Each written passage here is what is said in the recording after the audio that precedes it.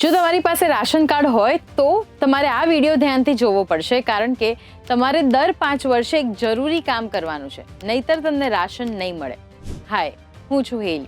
સરકારે પીડીએ સિસ્ટમમાં થોડા ફેરફાર કર્યા છે, એટલે જેટલા પણ રાશન કાર્ડ ધારક છે એમને દર 5 વર્ષે ફરજિયાત ઈ-કેવાયસી કરાવવું જ પડશે. તો ઈ-કેવાયસી શા માટે ફરજિયાત કરાવાયું છે? તો ફ્રોડને રોકી શકાય એ માટે અને યોગ્ય લાભાર્થીઓને તેનો લાભ મળી શકે એ માટે. રાશન કાર્ડ અને અનાજ મેળવવાની જે પ્રોસેસ છે એ ઇઝી અને બેસ્ટ બને એ માટે.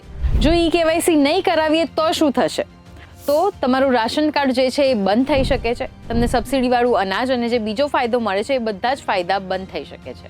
ઈ-કેવાયસી કેવી રીતના કરાવી શકાય છે? તો એ તમે મેરા કેવાયસી એપ્લિકેશન થકી કરી શકો છો, અથવા તો NFSA ની વેબસાઇટ થકી પણ કરી શકો છો.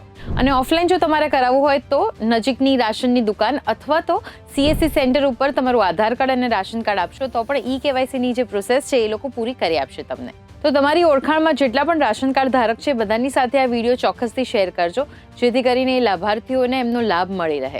અને આવા જ ઇન્ફોર્મેટિવ વિડીયોઝ માટે તમે ગુજરાત સમાચારની સાથે જોડાયેલા રહો.